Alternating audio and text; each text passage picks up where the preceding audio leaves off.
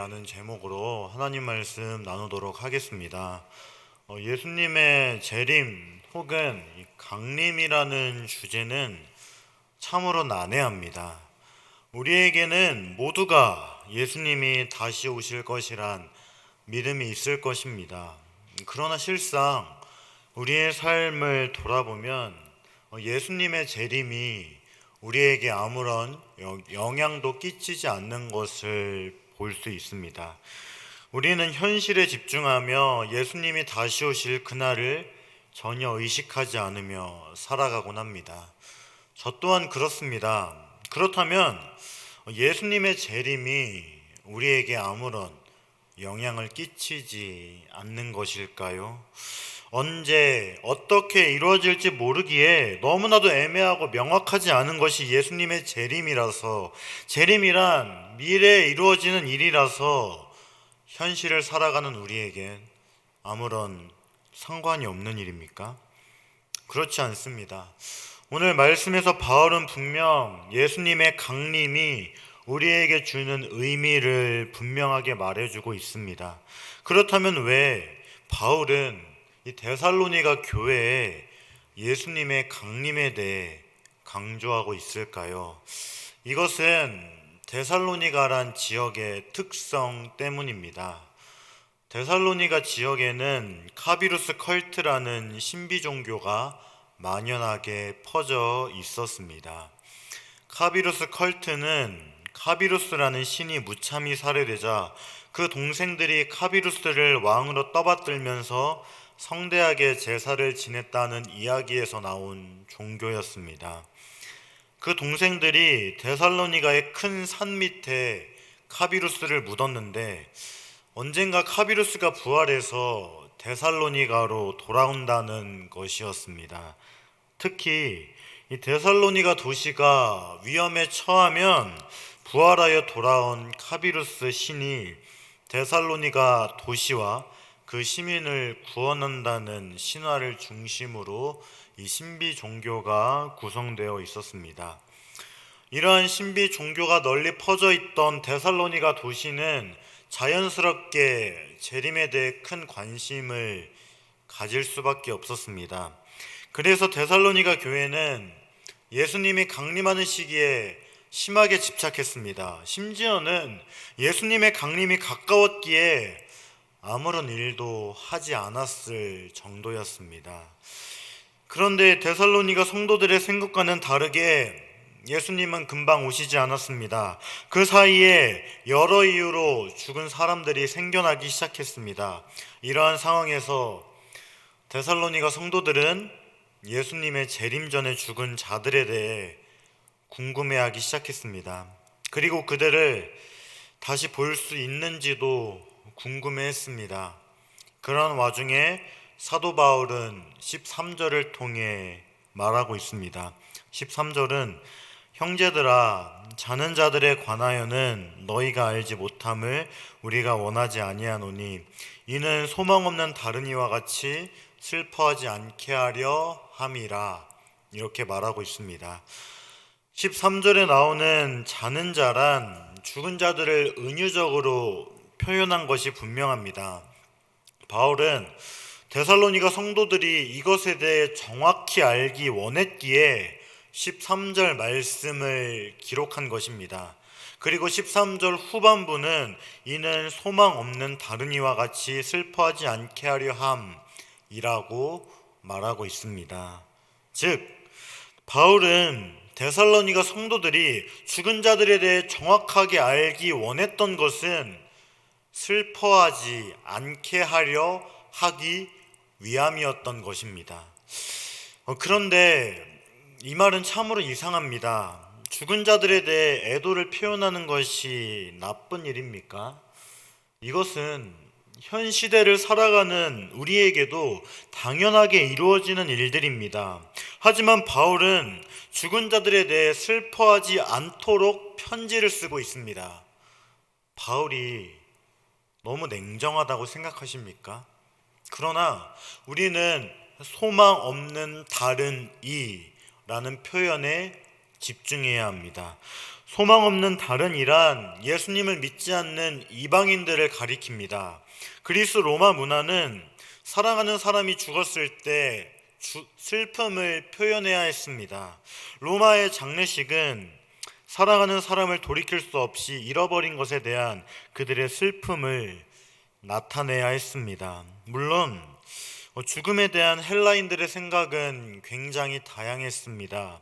예를 들면 이 플라톤의 추종자는 영혼의 재생 혹은 환생을 믿었습니다. 영혼은 새로운 몸에 들어가고 전생의 경험 및 지혜와 관련된 것을 기억해낸다는 것입니다.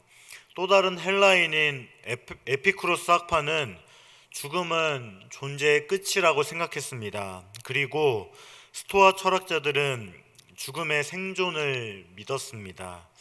하지만 인격적으로 존재한다는 것은 아니었습니다. 영혼이 공중으로 올라가 우주의 지식을 얻고 거기에서 새로운 영혼이 된다는 그러한 내용이었습니다.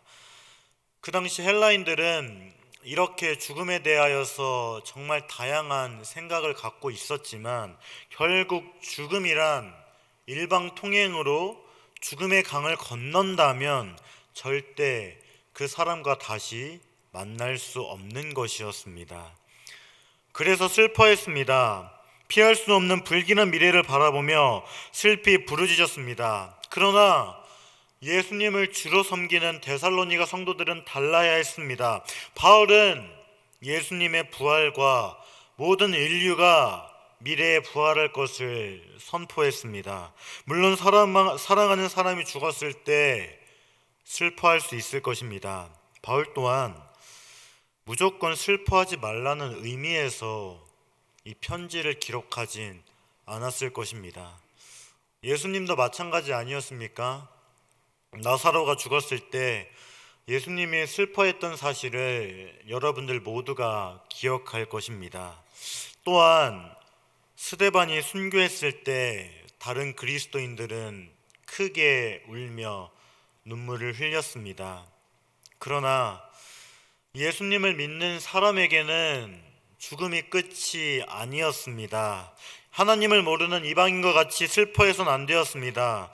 그리스도인들에게는 죽음 너머에 있는 소망이 있습니다. 그리고 그 소망은 14절을 통해 더욱 구체적으로 나타납니다. 14절은 우리가 예수께서 죽으셨다가 다시 살아나심을 믿을진데 이와 같이 예수 안에서 자는 자들도 하나님이 그와 함께 데리고 오시리라, 이렇게 말하고 있습니다.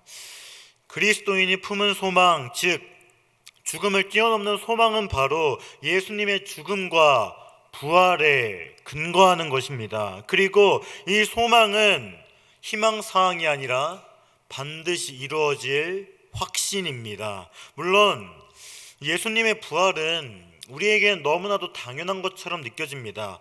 여기 계신 그 어느 분께서 이 말을 의심할 수 있겠습니까? 그러나 데살로니가 교회의 상황을 한번 생각해 보시겠습니까?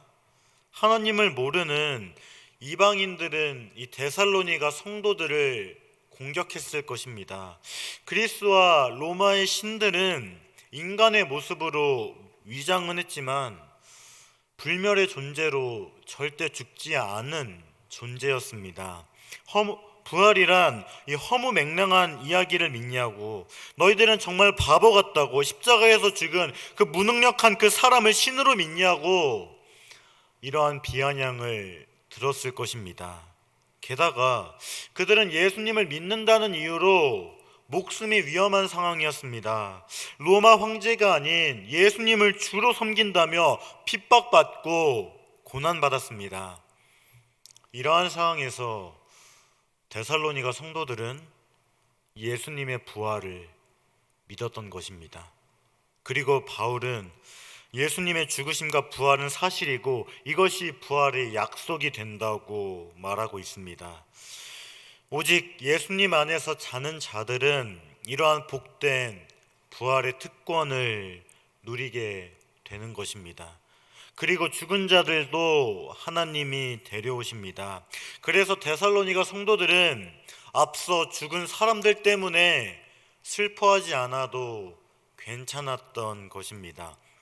그리고 15절은 우리가 주의 말씀으로 너희에게 이것을 말하노니 주께서 강림하실 때까지 우리 살아남아 있는 자도 자는 자보다 결코 앞서지 못하리라, 이렇게 말하고 있습니다.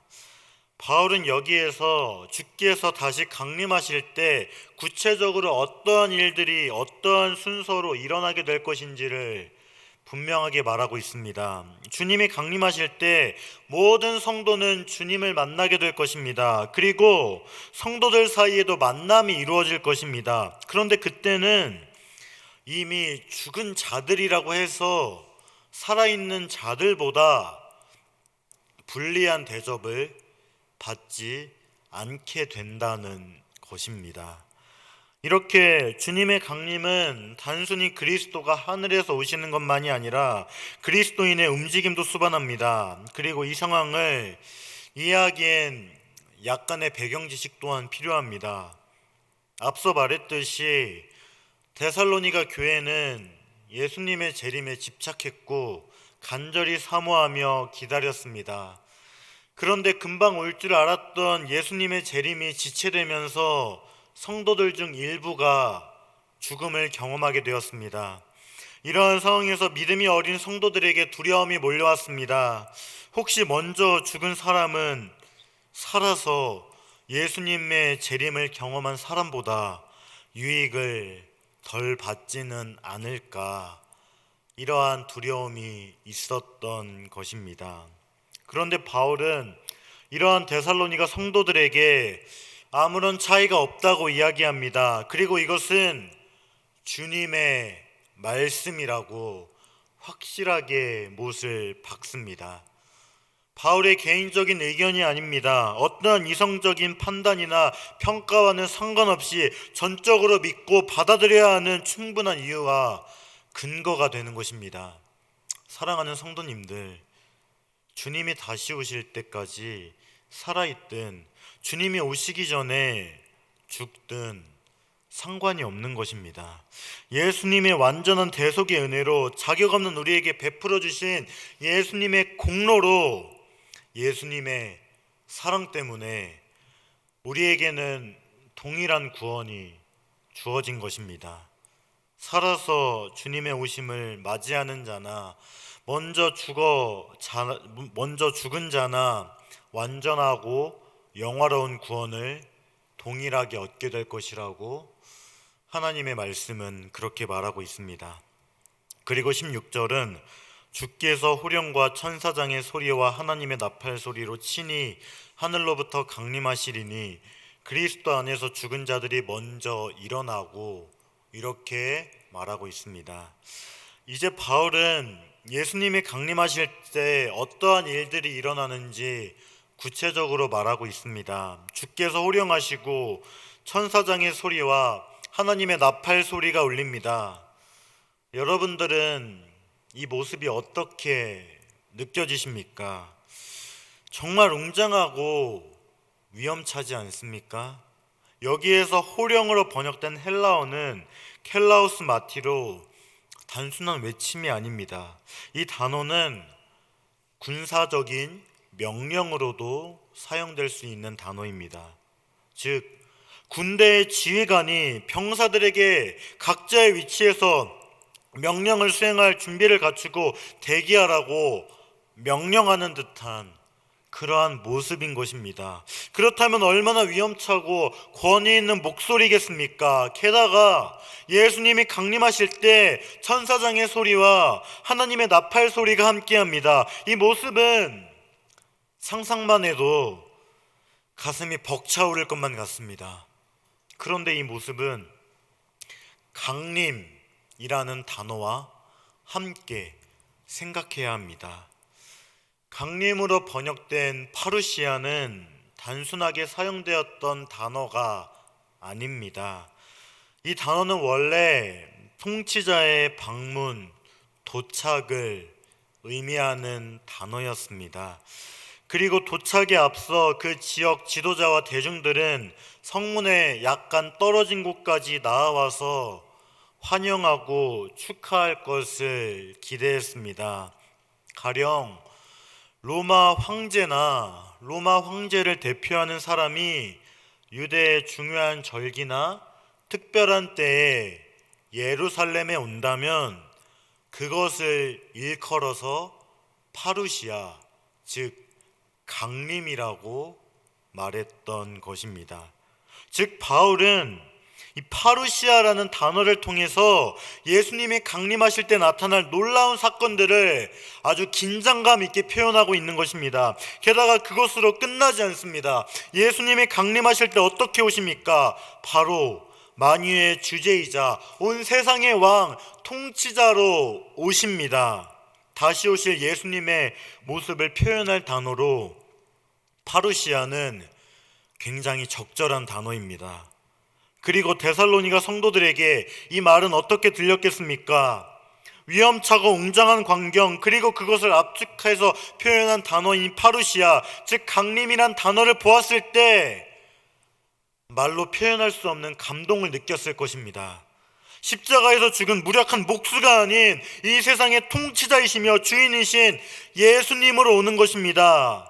현재 데살로니가 성도들은 핍박받고 조롱당하고 목숨마저 위험한 상황입니다. 그러나 반드시 이루어질 예수님의 강림은 마치 이 세상의 통치자가 오는 듯한 광경입니다.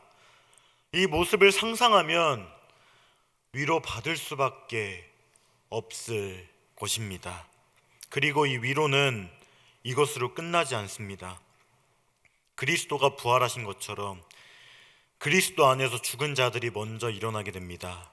즉 예수님처럼 부활하게 됩니다. 왜 그렇습니까? 바로 그리스도 안에 있기 때문입니다. 그리스도와 연합했기 때문입니다. 그리스도의 영광에 참여했기 때문입니다. 사랑하는 성도님들, 지금도 그렇지만 부활이란 단어는 쉽게 들을 수 있는 단어가 아니었습니다. 옛날 로마는 더욱 그리했습니다. 데살로니가의 회당과 새롭게 세워진 교회가 아닌 곳에서는 부활의 가르침을 듣는 일은 거의 불가능했습니다. 왜냐하면 부활이란 대중 종교이든 박식한 철학이든 모든 헬라 세계관에서 썩어가는 시체로 계속 살아가는 것처럼 보였기 때문입니다. 심지어는 사두개파와 헬라파 유대인들은 부활이란 교리를 거절했을 정도였습니다. 그러나 그리스도 안에 있는 자는 반드시 부활하는 것입니다. 왜냐하면 예수 그리스도가 부활의 첫 열매가 되셨기 때문입니다. 그리고 그 부활은 죽은 자들에게 새로운 몸을 가져다 줍니다.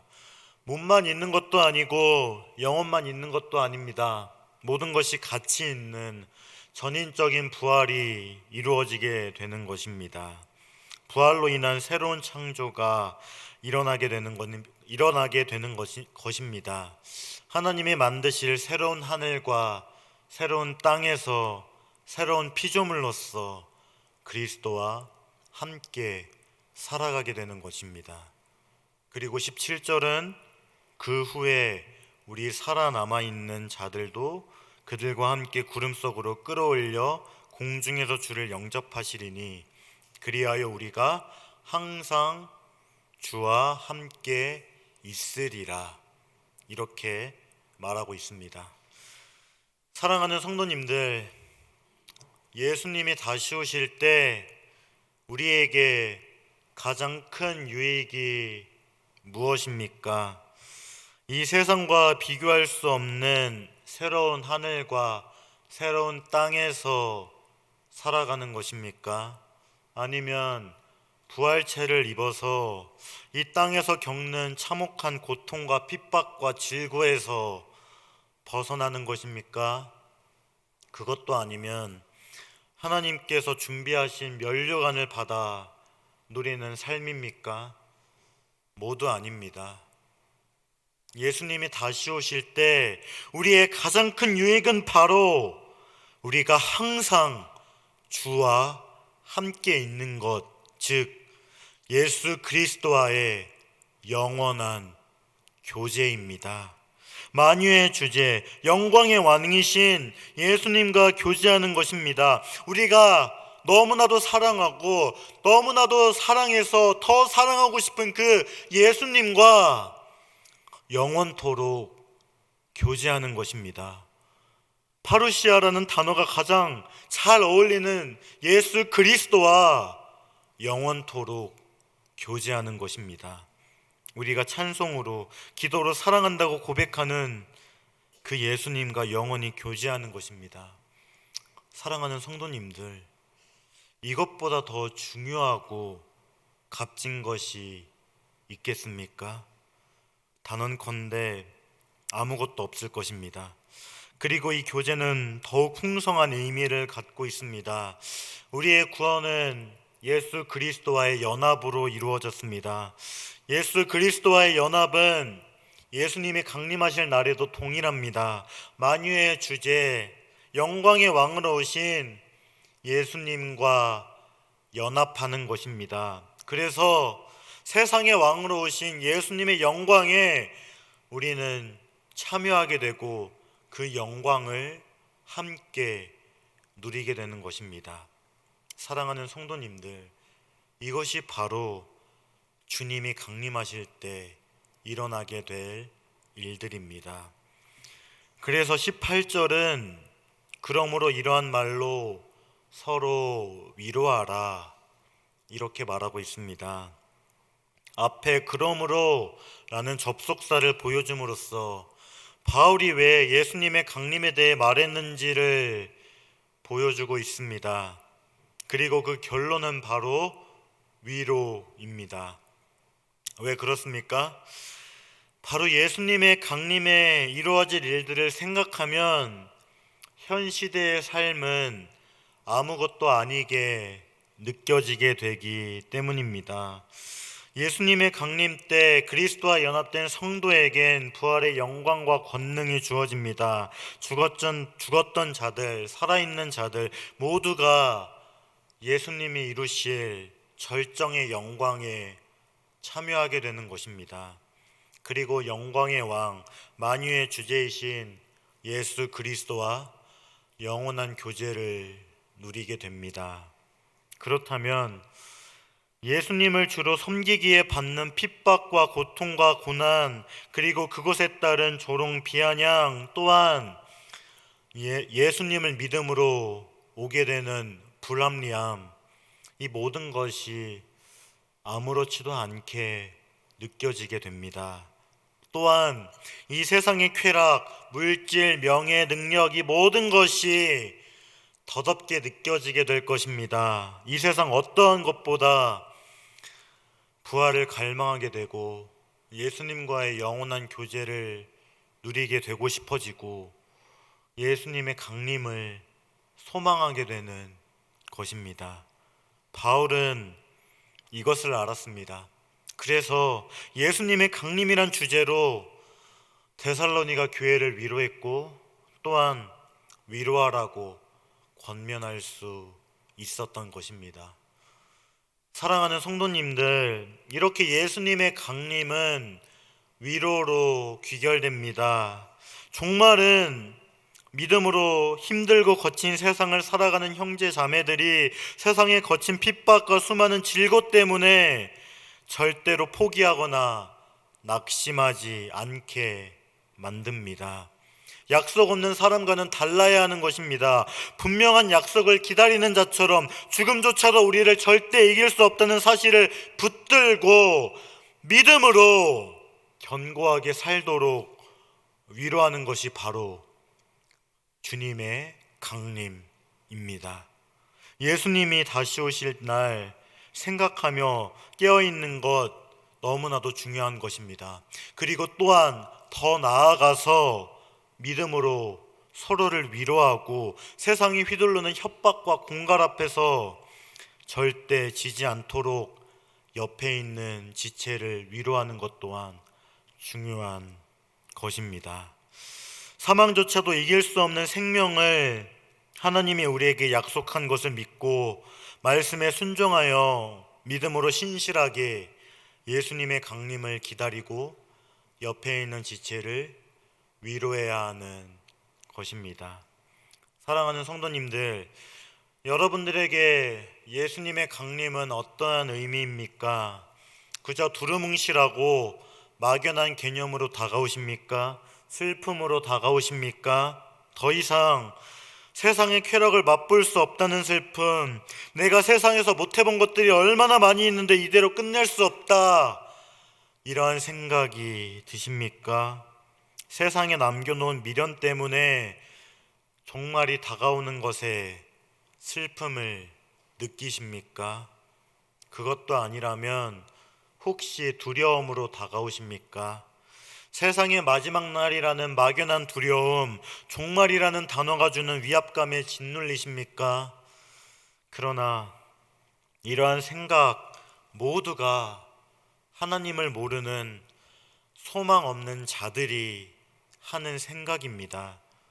소망 없는 자에게는 종말이 두려운 날, 슬픈 날일지도 모르겠습니다. 왜냐하면 그들은 심판을 받기 때문입니다. 그러나 우리는 다릅니다. 왜냐하면 우리는 그리스도 안에 있기 때문입니다. 그리스도와 연합된 우리에게 주님이 강림하시는 그날은 기쁨의 날입니다. 세상의 왕으로 오실 예수님의 영광에 참여하게 되며 우리가 그토록 사랑하는 예수님과 영원한 교제를 누리며 안식을 취하는 날입니다. 사랑하는 성도님들, 이것이 바로 우리가 맞이할 예수님의 강림입니다. 그렇다면 우리는 어떻게 할 수 있습니까? 먼저 위로받을 수 있습니다. 세상이 아무리 힘들더라도, 세상이 아무리 우리를 조롱하여도, 세상이 아무리 우리를 유혹하여도 절대 돌아서지 않을 수 있습니다. 그리고 다른 사람을 위로할 수 있습니다. 슬픔 속에 있는 형제 자매에게, 또는 그 밖에 다른 슬픔과 고통 중에 있는 그 지체에게 이러한 사실을 전할 수 있습니다. 세상의 굴레와 속박에서 벗어나 예수님과의 영원하고 풍성한 교제를 누린다는 이 사실을 전하며 위로할 수 있는 것입니다. 사랑하는 성도님들, 세상 사람과 같이 종말에 대해 두려워하거나 슬퍼하지 않기를 바랍니다. 우리에게 종말이 존재의 끝이거나 심판일 수 없습니다. 우리는 주 안에 있습니다. 우리는 그리스도와 연합했습니다. 그러한 우리에게 예수님이 다시 오실 날은 절대 슬픔과 두려움이 있을 수 없습니다. 이 사실을 항상 기억하며 살아가시기 바랍니다.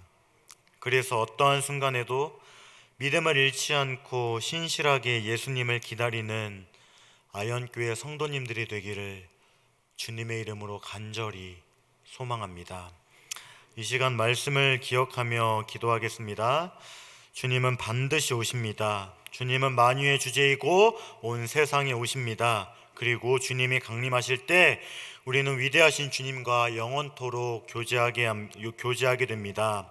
지금 이 시간 제가 주님을 기다립니다. 부활의 소망을 가지며 살아가게 하여 주시옵소서. 사랑하는 주님과 연합하여 영원히 교제하는 그날을 기대하며 살아가게 하여 주시옵소서. 부활의 소망으로 다른 사람을 위로하게 하여 주시옵소서. 이러한 기도 제목으로 다 함께 합심하여 기도하겠습니다.